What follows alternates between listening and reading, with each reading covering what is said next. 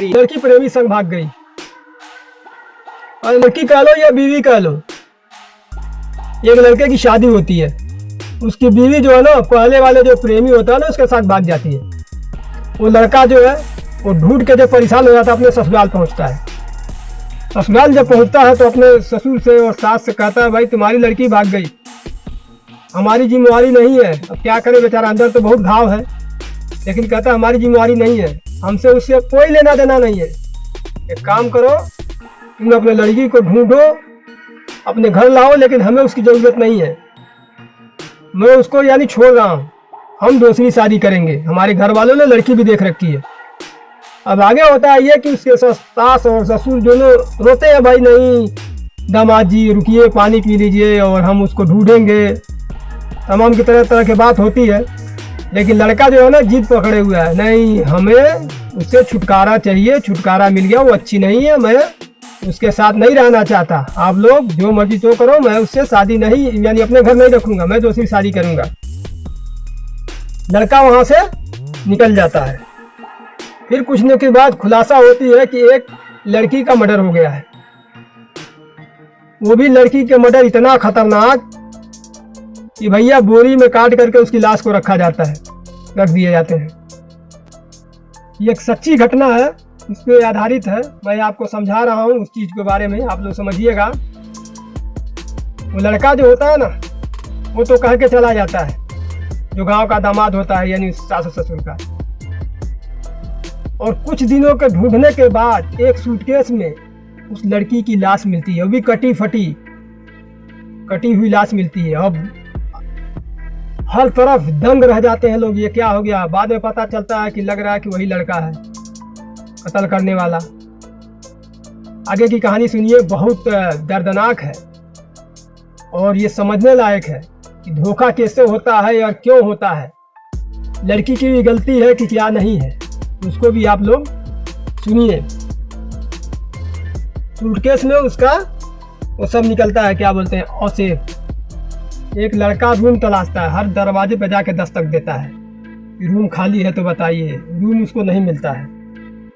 कई घरों में जाके ऐसे ही वो ढूंढता रहता है कि मुझे रूम मिल जाए, रूम मिल जाए, रूम मिल जाए, रूम नहीं मिलता है। ठीक है, फिर उसके बाद एक जगह पता लगता है कि एक आदमी का रूम खाली है, वो रूम देता है, उसके पास तमाम यानी रूम बने हुए हैं।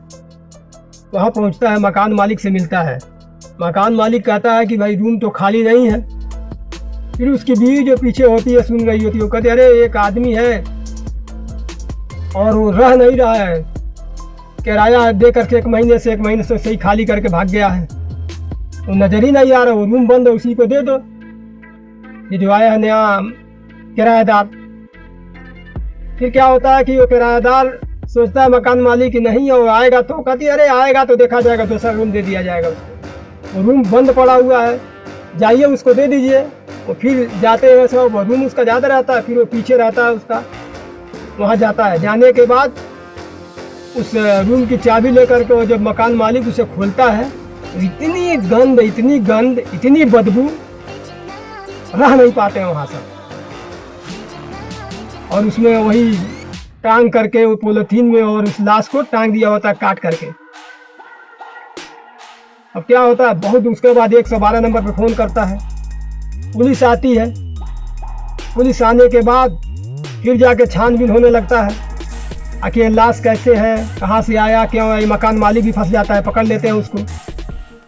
अब पुलिस के नज़र में दो लोग रडार पे हैं, पहला पति, दूसरा मकान मालिक। दोनों आदमी रडार पे ले लिया पुलिस ने। अब पुलिस पूछताछ करने लगी। पूछताछ करने के बाद तमाम लोगों से पता चला कि उसका प्रेमी का भी हाथ है इसमें। सिलसिलेवार तरीका से उसके पास पहुंचा गया। अब पुलिस उसको ढूंढने लगी, ढूंढते ढूंढते उसके पास पहुंची। पहुंचने के बाद वो पता चला कि यहाँ एक नया लड़का गुजरात में काम करता है, यानी गुजरात में काम कर रहा था, बिहार से जा करके गुजरात में काम करता है, नाम बदल के वो काम कर रहा था। पता तो नहीं लग रहा था, लेकिन पुलिस जब नाम बदल कर रहा था, पुलिस जब कड़ाई की फिर वो पकड़ा गया लड़का। लड़के का नाम था तुर्भाष कुमार।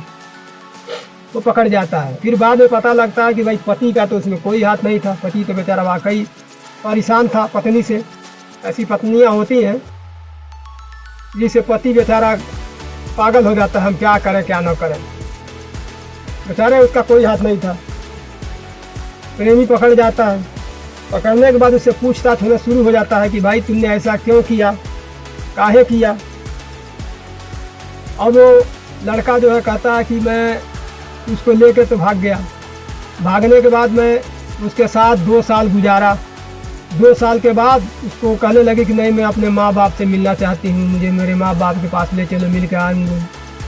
लड़का कहता है कि भाई माँ बाप तो हमारे माँ बाप, कोई भी हमको स्वीकार नहीं करेंगे।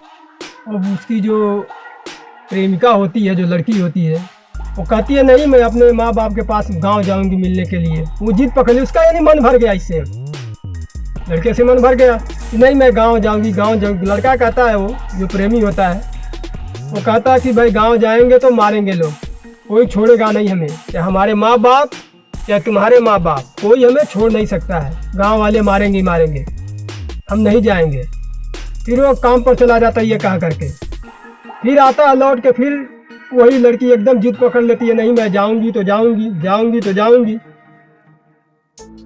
फिर लड़का क्या करता है, सोच में रात में सोचता है कि क्या करें क्या करें क्या करें, ये मानेगी नहीं ये मानेगी नहीं। फिर क्या करता है वो बोलता है, वो ना पुलिस के दबाव में सब बात बताता है।